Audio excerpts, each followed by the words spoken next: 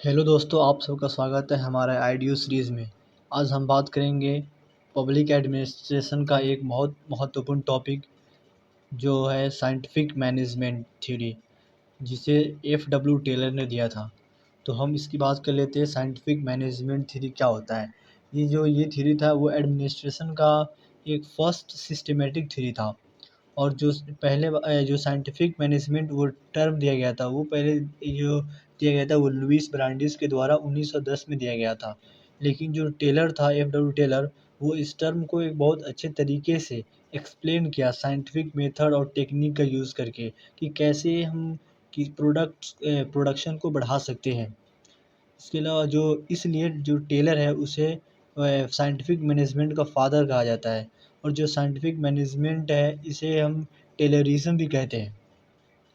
तो हम बात कर लेते हैं जो साइंटिफिक मैनेजमेंट थ्योरी है उसमें टेलर ने और सारे पेपर से कंट्रीब्यूशन किए।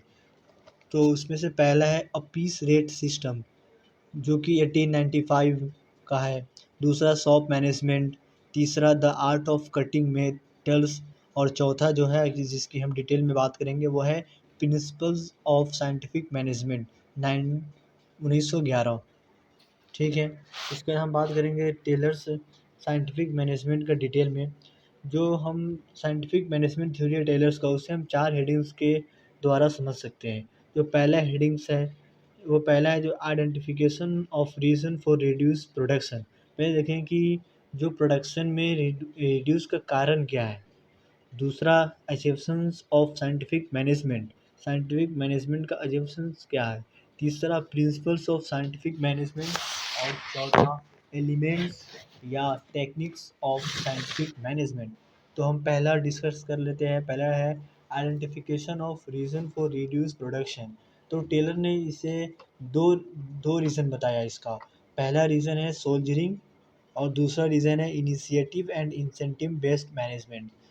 तो सोल्जरिंग क्या होता है? सोल्जरिंग का मतलब होता है जो एम्प्लॉयज़ का जो टेंडेंसी होता है किसी वर्क के आउटपुट को रोकने का, उसे बोलते हैं सोल्जरिंग।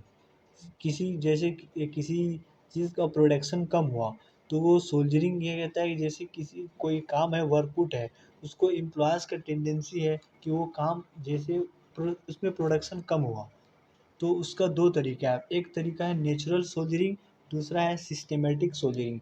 नेचुरल सोल्जरिंग का मतलब हुआ कि जैसे कोई आउटपुट जो होता है वो इनहेरेंट क्वालिटीज़ ऑफ लेबर या एम्प्लॉयज़ कह सकते हैं उसके कारण होता है। जैसे कि सुस्तीपन, लेज़ीनेस, शाइनेस, इनकैपेबिलिटी। जैसे कोई एम्प्लॉयज़ होता है वो किसी काम करने में कैपेबल नहीं होता, उससे भी प्रोडक्शन कम हो सकता है। तो इसे कहते हैं नेचुरल सोल्जरिंग। और दूसरा है सिस्टमेटिक सोल्जरिंग। सिस्टमेटिक सोल्जरिंग जो है वो आउटपुट में रिडक्शन जानबूझकर लेबर्स करता है। जानबूझकर अच्छे से काम नहीं करता, जिसकी वजह से प्रोडक्शन कम होता है। तो उससे बोलते हैं सिस्टमेटिक सोल्जरिंग। क्योंकि जो इसका रीज़न ये था कि जो वेजेस मिलता था वो काम के हिसाब से नहीं मिलता था, वो अटेंडेंस के हिसाब से मिलता था कि कितने दिन प्रेज़ेंट था, उसके हिसाब से वेजेस मिलता था। इस कारण जो वर्कर्स होते थे वो जानबूझकर काम में देरी करते थे, काम अच्छे से नहीं करते थे, क्योंकि उसको पता था कि पगार मिलना ही मिलना है, चाहे काम करें ना करें, मौजूद रहना चाहिए, इस वजह से। और दूसरा जो है वो है initiative and incentive based management. ये क्या होता है?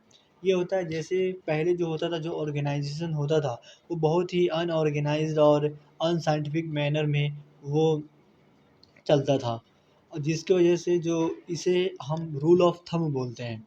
और जो मैनेजर था वो लेज़ी होता था और कोई रिस्पॉन्सिबिलिटी नहीं लेता था। कैसे प्लानिंग करना है, कैसे डायरेक्टिंग करना है, स्टाफिंग, ये सब का ज़िम्मेदारी नहीं लेता था सीरियसली, जिसकी वजह से जो प्रोडक्शन होता है वो कम हुआ। और जो लेबरर्स होता था जो काम जो करता था वो सैलरीज़ उसको पता था कि जैसे मैंने पहले बात किया कि जो अटेंडेंस पे मिलता था उसको बेसिस, ना कि काम पे। तो इसलिए वो सोचा कि जब वो जो मैनेजर थे वो इनिशिएटिव नहीं ले रहा था, रिस्पॉन्सिबिलिटी नहीं ले रहा था, तो जो वर्कर था वो खुद से अपना इनिशिएटिव लेना शुरू किया। और इसलिए इसे initiative and incentive based management कहते हैं। और दूसरा है एजम्पशंस ऑफ साइंटिफिक मैनेजमेंट। हम बात किए थे चार्ट रीडिंग के बारे में, तो पहला क्या था, जैसे हम बात किए थे, पहला था identification of reason for reduce production, कि जो प्रोडक्शन में जो कमी आया वो किस वजह से, क्या कारण था उसका। और दूसरा है assumptions of scientific management. Taylor ने 3 एजम्पशंस बताए। पहला है कि the function of organisation can be improved, जो किसी ऑर्गेनाइजेशन का जो फंक्शन है वो इम्प्रूव हो सकता है। कैसे? साइंटिफिक मेथड का अगर हम यूज़ करें, साइंटिफिक टूल का यूज़ करें, तो जो फंक्शन है ऑर्गेनाइजेशन का वो इम्प्रूव हो सकता है। और दूसरा एजम्पशन ये था कि एक अच्छा वर्कर वो होता है जो कि खुद से किसी काम का इनिशिएट ना करे, खुद को इनिशिएट ना करे, किसी एक्शन इनिशिएशन ना ले, क्योंकि जो और वो ऑर्डर एक्सेप्ट करे मैनेजमेंट से, जो उसका टॉप मैनेजर है उससे ऑर्डर्स ले, तो इससे जो वर्क में इफ़िशिएंसी आएगी वो ज़्यादा बढ़ेगी। और तीसरा एजेंसिस ये था कि जो जो एवरी वर्कर है वो इकोनॉमिक मैन है, और इसको हम मॉनेटरी फैक्टर के द्वारा मोटिवेट होता है, वो पैसा अगर उसे मिलेगा तो वो काम करेगा।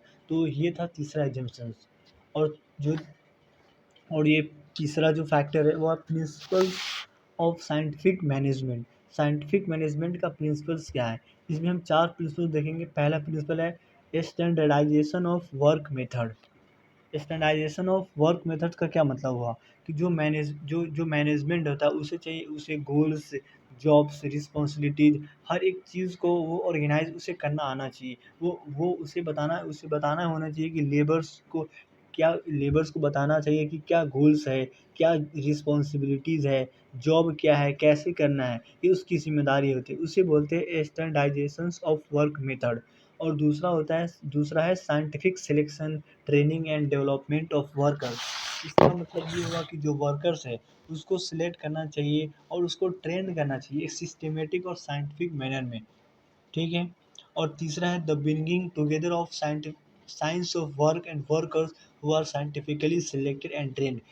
इसका ये हुआ कि जो पहला हमने पढ़ा था, जो साइंस ऑफ वर्क है और वर्कर्स को जो साइंटिफिकली सिलेक्ट किया गया है, उसको एक साथ लाने के लिए, उसको हम एक साथ लाकर कैसे हम प्रोडक्शन में बढ़ोतरी कर सकते हैं, इजाफा कर सकते हैं, वो बात करता है थर्ड प्रिंसिपल। तो इसमें क्या है कि टेलर के अकॉर्डिंग कोई भी ऑर्गेनाइजेशन सक्सीड नहीं हो सकता अगर मैनेजर और वर्कर्स के बीच में हार्मनी ना हो। अगर हार्मनी रहेगी, पीस रहेगी, तो अच्छे से कोऑपरेट करेंगे और अच्छे से वर्क करेंगे, जिससे जो प्रोडक्टिविटी होगा वो बढ़ेगा। और चौथा है, जो थ्योरी है वो है equal division of work and responsibility between the manager and the worker. जो वर्कर और मैनेजर है उसमें जो काम का बंटवारा है वो बराबर होना चाहिए, ना कि किसी वर्कर्स पे ही काम थोप दे तो वो अच्छे से काम नहीं कर पाएगा। तो ये कहता है। और फिर बात करेंगे हम जो प्रिंसिपल्स, जो अगर हम इसको शॉर्ट में कर देखें चार प्रिंसिपल्स को, तो पहला ये था कि ये साइंस है, नोट रूल ऑफ थंब है, रूल ऑफ थंब नहीं है। और हार्मनी होना चाहिए, डिस्कॉर्ड नहीं होना चाहिए, कोऑपरेशन होता है, कोई इंडिविजुअल ना हो कई काम ना करे, कोऑपरेट करके काम करे, मैक्सिमम आउटपुट होता है रेस्ट्रिक्टेड आउटपुट के जगह पे, डेवलपमेंट दोनों का डेवलपमेंट होता है, इफ़िशिएंसी बढ़ता है। और जो चौथा प्रिंसिपल ये था, उसमें हेडिंग्स था, वो होता है एलिमेंट्स या टेक्निक्स ऑफ साइंटिफिक मैनेजमेंट। तो टेलर ने 5 टेक्निक्स ऑफ साइंटिफिक मैनेजमेंट का बात किया है, जिसे हम बारी बारी से पढ़ेंगे। पहला है मोशन स्टडी, दूसरा है टाइम स्टडी, तीसरा है डिफरेंशियल पीस रेट प्लान, चौथा exception principle, and last functional foremanship. तो हम पहला देख लेते हैं मोशन स्टडी। मोशन स्टडी का मतलब होता है कि कोई काम करने का बेहतरीन तरीका क्या है, ताकि हम उस बेहतरीन तरीके पे अगर हम काम करें तो प्रोडक्शन होगा, वो बढ़ोतरी होगा। इसे बोलते हैं मोशन स्टडी। और टाइम स्टडी का मतलब होता है किसी वर्क को कंप्लीट करने का कोई स्टैंडर्ड टाइम क्या है उसको डिटरमाइन करना, वो टाइम स्टडी कहलाता है। और था जो टेलर था वो स्टॉप वॉच यूज किया था इस टेक्निक में। और जो तीसरा एलिमेंट्स है वो है डिफरेंशियल पीस रेट सिस्टम। जो पेमेंट होना चाहिए जो पेमेंट होना चाहिए वर्कर का, वो परफॉर्मेंस के बेसिस पे होना चाहिए, ना कि अटेंडेंस के बेसिस पे। जैसे कोई एक स्टैंडर्ड हो कि कोई गोल हो, तो अगर उस गोल से अगर कोई वर्कर कम काम करता हो तो उसे वेजेस उससे कम मिलना चाहिए, उससे और कम मिलना चाहिए। और अगर कोई वर्कर कोई जैसे हम एक दिन में हमें 10 आउटपुट काम करना है, अगर कोई वर्कर 8 आउटपुट ही कर पाता है तो उसे उसे जो स्टैंडर्ड है, मान लीजिए कि 10 आउटपुट का मिलेगा 150 रुपया, तो और वो आउटपुट करता है, वो सिर्फ 8 ही करता है एक दिन में, तो उसे हम सिर्फ कितना देंगे, 100 देंगे। ठीक है। और जो दूसरा कहता है कि वो large bonus at the standard, अगर कोई दस 10 यूनिट का काम है करना है एक दिन में और 10 यूनिट कंप्लीट कर लेता है तो उसे हम बोनस के तौर पर कुछ ज़्यादा दे देंगे, जैसे 150 मिलना चाहिए तो उसे हम 170 180 ऐसे करेंगे। और तीसरा है higher piece rate above the standard, अगर कोई अगर कोई जो आउटपुट जैसे 10 डिसाइड था, अगर उससे ज़्यादा करता है, 12 13 करता है तो उसे और ज़्यादा देना चाहिए वेजेस, लाइक 200 लाइक ऐसे।